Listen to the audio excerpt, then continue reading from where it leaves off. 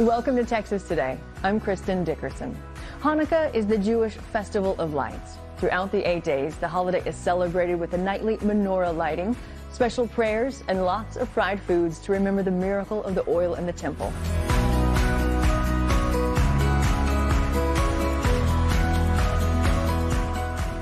Here to talk all things Hanukkah is Rabbi Drizin, co-founder of the Intown Chabad.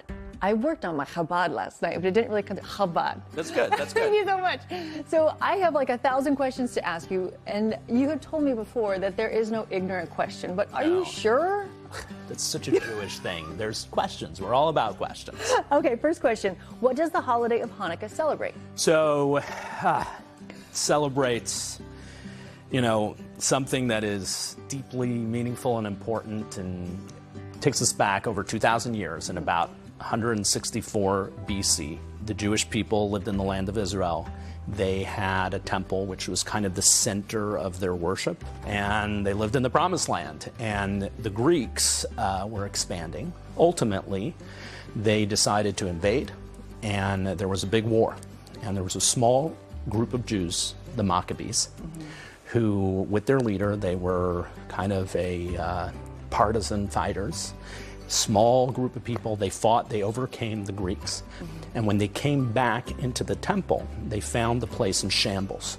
One of the parts of the service that you did in the temple was you lit the menorah with these jugs of oil that had they were sealed by the high priest. They come in there, and all the oil is just, the seals are broken, because it was a physical war, but it was a spiritual war. They wanted to break the spirit of the Jewish people. They wanted to desecrate their customs and their laws and their Bible and everything. So they come in and they find one jug of oil. And that jug of oil was only enough to light the menorah for one day. It would take them about 8 days to make new oil, or to press it and bring it from the right place. It ends up lighting for 8 days. Wow. So Hanukkah is a celebration of the miracle, winning the fight against the small against the many, but it's also a celebration of this small miracle, which means a lot to us, because it means that the Jewish people, we see ourselves as somewhat of a miraculous people. We've been persecuted for so many thousands of years, and yet we survive. So Hanukkah has that particularly meaningful aspect, that faith and trust in what is right and what is good, the light, will ultimately overcome the forces of darkness. Oh, that's so beautiful. And that's why we really light it in the most public way possible. Many people have the tradition to put it by their windows, so everyone sees the light. So fundamentally, this is about the idea that a little bit of light pushes away all the darkness. Oh, that's so powerful. And you all are lighting very big menorahs. Will you tell us about it? All right, so on Thursday night, the first night of Hanukkah, all Chabad of Dallas is lighting the menorah at the JCC, huge menorah. We are lighting the menorah at Clyde Warren Park, our great big pink menorah, on Sunday night.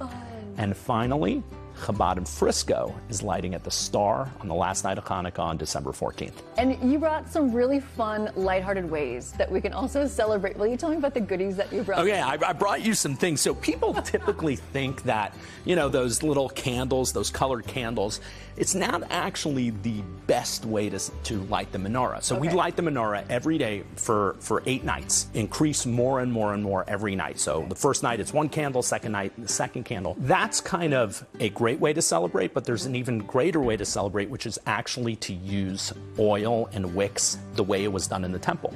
So today, these amazing people come up with these little kits. You got to see this. This is wild.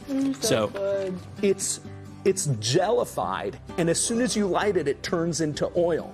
So this won't even spill right now. This is a pre-packaged. I don't have my menorah here, but there should be 44 of them, because 44 is 1, 2, 3, 4, 5, 6, 7, 8, the math. You'll put these in, and every night we'll add one. And this is a pre-packaged oil, and you can lovely. buy them locally in Dallas stores. Yeah. Yeah. Can we talk about the dreidel? Okay, so the dreidel. Here, you want to do a dreidel Yes, game? but Okay, it's so going to be my first time. Okay, first time. So what is the dreidel? The dreidel.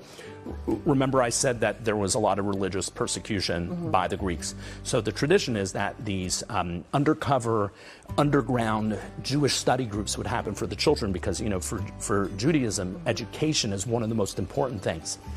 And in times of persecution, we will literally risk our lives to make sure we are still teaching our children our values. My grandfather in Soviet Russia did the same thing. He had underground, what is called a cheder, underground study groups for children. What would happen was, as soon as they had these lookouts, the Greeks were coming, they'd put away their books and pretend to play these little games. And the symbolism here, it's interesting. There's four different letters. There's a nun, which stands for nes, a miracle, gadol, a gimel, which means a great miracle, Yeah.